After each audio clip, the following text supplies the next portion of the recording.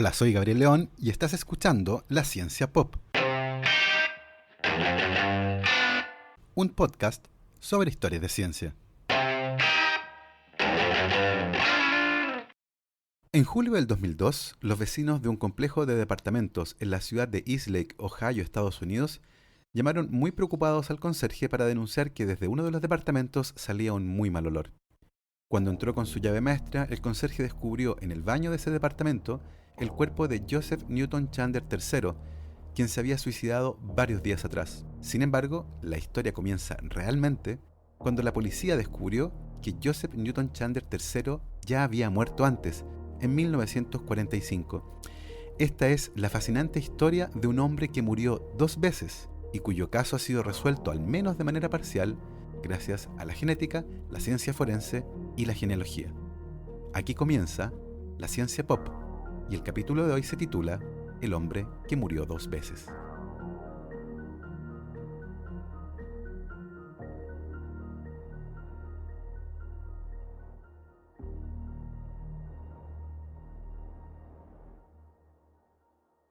La Ciencia Pop cuenta con el auspicio de Micrae, la primera marca de dermocosmética chilena.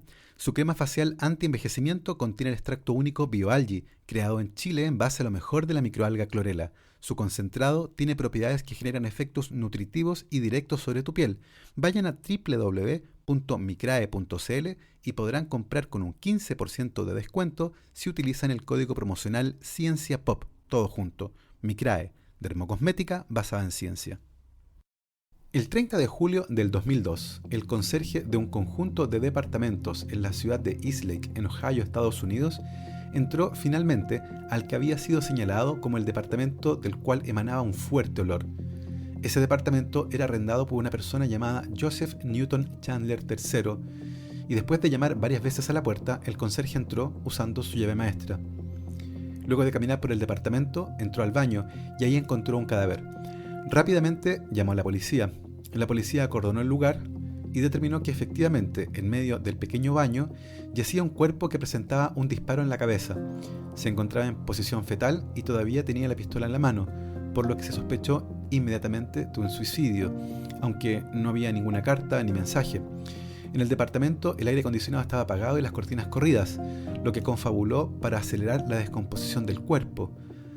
En el bolsillo trasero del pantalón de Joseph Newton Chandler III encontraron la billetera y dentro de ella la licencia de conducir, la que confirmaba su nombre. Además, en uno de los muros del departamento encontraron un calendario. El último día que estaba marcado era el 23 de julio del 2002, lo que coincidía con el estado de descomposición del cuerpo. Muy probablemente el cadáver de Joseph Newton Chandler III llevaba una semana en el baño de su pequeño departamento. Sin embargo, varias cosas llamaron la atención de la policía. En primer lugar, había muy pocas cosas en el departamento. Más allá del calendario, no encontraron fotos, recuerdos, nada que hiciera sospechar que esta persona tenía una vida. Encontraron algunos frascos de vitamina vacíos, un par de libros que hablaban acerca de cómo hacerse millonario de manera rápida y un computador de escritorio. No había cartas, no había recuerdos, no había fotos y la parte más llamativa, no había ni una sola huella digital. Tampoco fueron capaces de encontrar huellas digitales en la pistola que se usó para quitarse la vida, y mucho menos en el cadáver, que ya presentaba, como les decía, un estado de descomposición bastante avanzado. Al interrogar a los vecinos, la policía confirmó que se trataba de un hombre solitario y bastante callado. Casi nadie lo conocía muy bien y la mayoría decía que sencillamente salía en la mañana al trabajo y volvía en la tarde. En su licencia de conducir también aparecía el número de seguro social, y con esa información se dio con una cuenta corriente que tenía $82,000. También se encontró en el formulario de arrendamiento del departamento el nombre de una hermana y una dirección. La policía acudió a ese lugar para notificarle de la muerte de su hermano. Sin embargo, cuando llegaron a la dirección se encontraron con un terreno baldío. La dirección era falsa, nunca nadie ha vivido ahí. Joseph Newton Chandler III, la persona que estaba muerta en el baño de su pequeño departamento en la ciudad de Eastlake, en Ohio, Estados Unidos, trabajaba como electricista en una empresa llamada Lubrisol. La policía interrogó a sus compañeros de trabajo y todos coincidieron. Se trataba de un tipo raro, casi nunca hablaba, y muchas veces cuando lo hacía era solamente para decir incoherencias.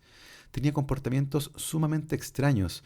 Un compañero de trabajo recordaba que en una ocasión Joseph Newton Chandler III había manejado a una tienda que se encontraba en el estado de Maine, a más de 1000 kilómetros de distancia, para volverse inmediatamente luego de encontrar todos los estacionamientos ocupados. De vez en cuando murmuraba cosas raras. Tenía una maleta lista en su casa para salir de viaje y decía frases como «ya se acercan». Usaba una máquina de ruido blanco en el trabajo. Era un tipo extraño y solitario. Finalmente su cuerpo fue cremado, pero la policía siguió buscando a familiares, a quienes notificar de su muerte y a quienes entregarle los $82.000 que estaban en el banco. En su licencia de conducir, el número de seguro social apuntaba a algunos datos. Joseph Newton Chandler III había nacido en Buffalo, Nueva York, y tenía 65 años.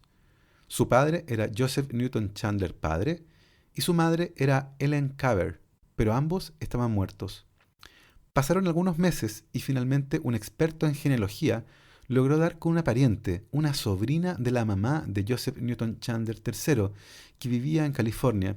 Finalmente lograron entrevistarla y esta sobrina completó un poco el panorama. Su tía, Ellen Caver, se había casado con Joseph Newton Chandler padre y habían tenido un hijo que había nacido el 11 de marzo de 1937. Ese hijo se llamaba Joseph Newton Chandler III. Hasta ahí todo bien. El problema vino cuando la sobrina contó lo que había pasado con ellos. En diciembre de 1945, la familia compuesta por Joseph Newton Chandler padre, Ellen Caver y su hijo Joseph Newton Chandler III se encontraban de viaje en el estado de Texas. Iban a visitar a unos familiares por la Navidad. Sin embargo, nunca llegaron, ya que en el camino fueron impactados por un camión y los tres murieron en el lugar. Joseph Newton Chandler III había muerto en diciembre de 1945. ¿Quién era la persona que murió el 23 de julio del 2002 en la ciudad de Eastlake, en Ohio? Y más urgente, ¿por qué esa persona, ahora NN, había robado la identidad de un niño de 8 años que había muerto en 1945? ¿Se trataba de un prófugo de algún tipo? Debido a esta última posibilidad, el FBI se hizo parte de la investigación, la que desde un principio mostró ser extremadamente compleja, en parte porque no había ni una sola huella digital en el departamento de este NN, tampoco en la pistola que se utilizó en el suicidio. El cuerpo ya no existía, puesto que había sido cremado, y por lo tanto no había cómo obtener antecedentes de esta persona. Sin embargo, hurgando en los papeles médicos, la policía logró encontrar que el año 2000, este NN se había realizado una biopsia, y era muy probable que en el hospital todavía tuvieran guardado ese pequeño trozo de tejido. Y así era. La policía logró encontrar en el hospital donde este NN se había hecho el examen médico un pequeño trozo de tejido, desde el cual prepararon ADN, y ese ADN lo utilizarían entonces para compararlo con una base de datos genética llamada CODIS. CODIS quiere decir Combined DNA Index System, y es una base de datos genéticos que fue ideada por el FBI a fines de los 80, pero puesta en marcha a principios de los 90. Esta base de datos usa secuencias llamadas STR, por Short Tandem Repeats. Las STRs, como su nombre lo indica, son secuencias cortas que se repiten en nuestro genoma. Por ejemplo, existe un STR que se llama D7S820 y se encuentra en el cromosoma 7.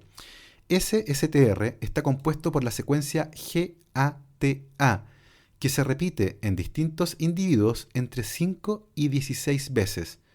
Por ejemplo, la secuencia GATA podría estar repetida en mi cromosoma 7 materno 5 veces y en mi cromosoma 7 paterno 16 veces.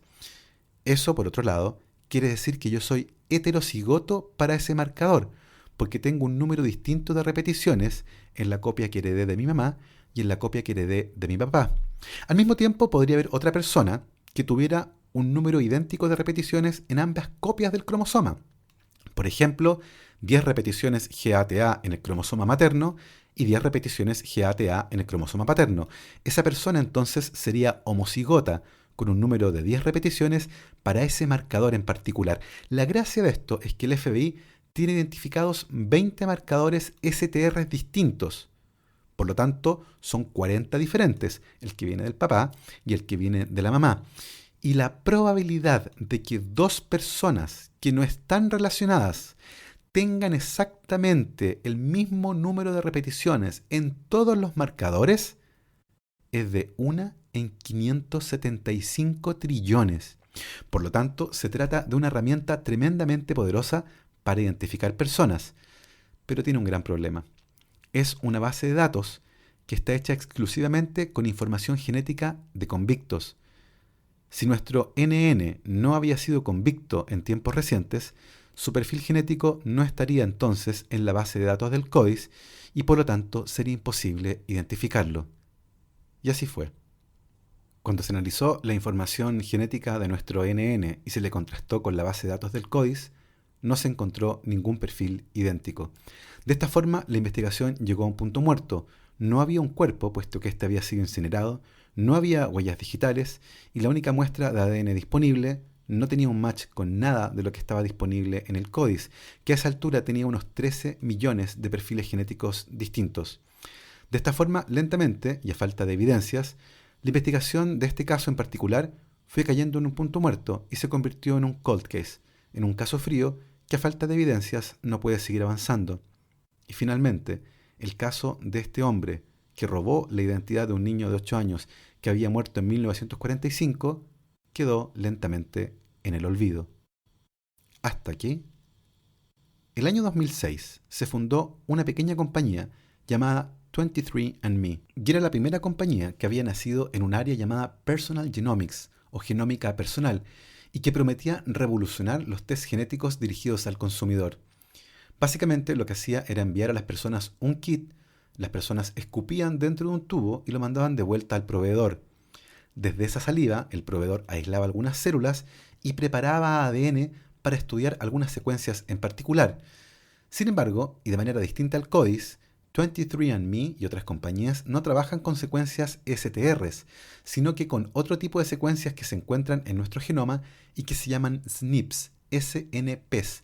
Eso viene de Single Nucleotide Polymorphism y quiere decir polimorfismo de nucleótido único. Por ejemplo, si yo tengo una secuencia AAGGCC y tengo otra secuencia AAGGCA, esa última base, la C en la primera y la A en la segunda, es una secuencia que tiene un polimorfismo de nucleótido único. Hay solo una base de diferencia entre ambas secuencias. La gracia de estas es que se pueden estudiar de manera masiva utilizando unos chips que contienen 600.000 diferentes SNPs. Con esta información, las personas pueden, entre otras cosas, averiguar desde dónde viene su familia, cuál es su origen genético ancestral, o eventualmente si llevan algún marcador que está asociado a alguna enfermedad de origen genético. También tienen la opción de encontrar perfiles genéticos similares, algo que puede ser un poco complicado. En Estados Unidos ocurrió un caso emblemático. Un profesor le decidió regalar el kit a sus padres y a él mismo para la Navidad. La idea era que averiguaran más sobre su familia. Finalmente esta persona descubrió que había otro perfil genético que era un 25% idéntico al de él. Eso quería decir que eran medios hermanos. Él no tenía idea que tenía un medio hermano, así que confrontó a su padre y su padre terminó confesando una infidelidad de hacía décadas atrás. Finalmente este hecho terminó remeciendo a la familia y sus padres se divorciaron. Eso es parte un poco de las polémicas que existen con respecto a este tipo de servicios y a cómo nosotros manejamos este tipo de información genética. Pero la gracia que tienen es que son bases de datos gigantescas donde uno puede encontrar parientes de personas. Y eso en particular fue lo que dio origen a una rama tremendamente novedosa llamada genealogía forense. Son investigadores genealógicos que ahora utilizan información genética para armar árboles familiares y eventualmente pueden encontrar parientes de personas que no han sido identificadas. Esto a partir de la información genética que las personas libremente ponen a disposición de todo el mundo cuando utilizan servicios como Ancestry o 23andMe.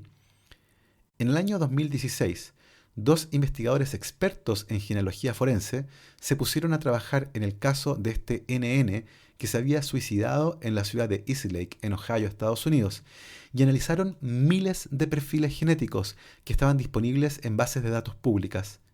Y después de algunas semanas de trabajo, llegaron a un apellido: Nichols. Usando las bases de datos de genealogía más la información genética disponible, llegaron a identificar a un matrimonio que había tenido 4 hijos. 3 de esos hijos estaban muertos, pero para uno de ellos no se logró encontrar una fecha o un acta de defunción.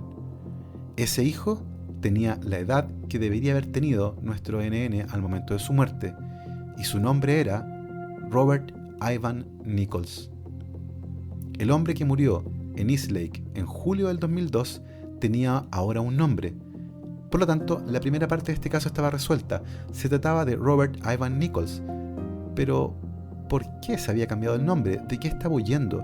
¿Por qué le robó la identidad a un niño muerto en 1945? La policía también descubrió que Robert Ivan Nichols se había casado y había tenido varios hijos, y uno de ellos, Phil Nichols, vivía muy cerca, por lo que fueron a entrevistarlo. Y fue Phil Nichols el que aportó también algunas luces sobre su padre. Robert Ivan Nichols era veterano de la Segunda Guerra Mundial, y al volver a Estados Unidos después de una batalla, herido y condecorado, decidió quemar su uniforme. Se casó y tuvo hijos, y efectivamente se trataba de un tipo callado y muy poco expresivo. Finalmente, a comienzos de la década de los 60, Robert Ivan Nichols se divorcia de su esposa y el año siguiente se compró un convertible y desapareció. Lo último que su familia supo fue que estuvo viviendo en Michigan y luego en California. Fue justamente desde California cuando le envió la última carta a su hijo Phil. Se trataba de un sobre vacío que en su interior tenía solamente un centavo. Fue la última vez que supieron de él. Sin embargo, los datos permiten trazar que Robert Ivan Nichols siguió trabajando en diferentes partes de Estados Unidos con ese nombre, hasta que finalmente, a fines de la década de los 70, se pierde toda pista sobre él. Eso coincide con el momento en el que se roba la identidad de Joseph Newton Chandler III. ¿Cómo lo hizo? La verdad es que fue bastante sencillo. De alguna forma, Robert Ivan Nichols supo de este caso, supo de la muerte de Joseph Newton Chandler III y averiguó en qué hospital había nacido. Mandó una carta al hospital pidiendo una copia del certificado de nacimiento y con ese documento obtuvo un número de seguro social, algo que Joseph Newton Chandler III nunca había hecho. Era costumbre en aquella época que los niños no tuvieran un número de seguro social y por lo tanto era la primera vez que se pedía uno a ese nombre. Con esa nueva identidad, Robert Ivan Nichols desapareció, al menos para su familia. Se fue a trabajar a East Lake, Ohio, y ahí pasó sus últimos días, hasta que finalmente se suicidó en la soledad de su pequeño departamento. Sin embargo, la pregunta más interesante de toda esta historia aún no se ha resuelto. ¿Por qué Robert Ivan Nichols le robó la identidad a un niño muerto en 1945? Y es acá donde entramos en el terreno de la especulación, porque la verdad no hay muchos datos que lo avalen. Pero es interesante mencionarlo.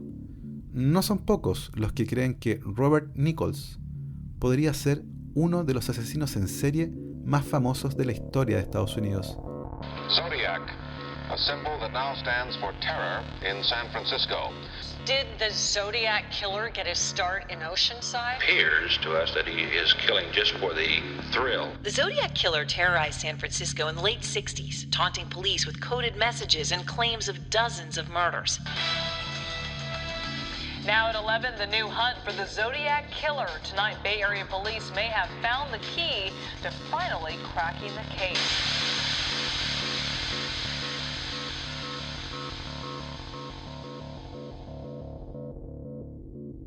The Zodiac Killer. El asesino del Zodiaco es uno de los más famosos asesinos en serie en la historia de Estados Unidos y operó en California en la década de los 70. ¿Por qué hay personas que creen que Robert Ivan Nichols podría ser el asesino del Zodiaco? La verdad es que son algunas coincidencias, no hay ningún tipo de evidencia sólida. El asesino del Zodiaco operó en California en los 70, en el mismo momento en que Robert Ivan Nichols vivió en California. Además, siempre se supo que el asesino del Zodiaco tenía entrenamiento militar por el tipo de comportamiento y el tipo de nudos que hacía, algo que también tenía Robert Ivan Nichols. Y finalmente, la fotografía de la licencia de conducir de Robert Ivan Nichols se parece mucho al retrato hablado que existe del asesino del Zodiaco. Como les digo, no es evidencia sólida, se trata de especulación, pero se trata de algo interesante que eventualmente podría ser confirmado si es que se logran poner a punto mejores técnicas para recuperar tanto ADN como proteínas de algunos documentos.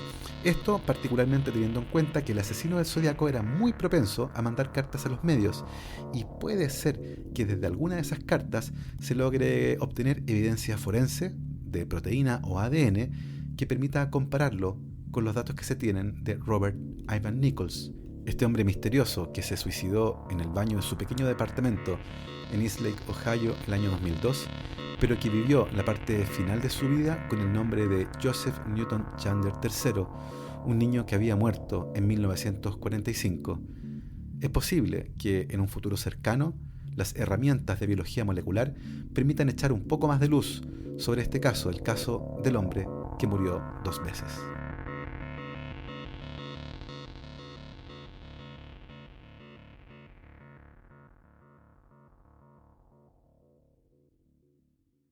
Finaliza así la primera edición de este podcast. Espero que lo hayan disfrutado. La idea es publicar una historia a la semana, y si les gusta este proyecto, lo pueden apoyar a través de mi página en Patreon. Para eso, vayan a patreon.com/lascienciapop.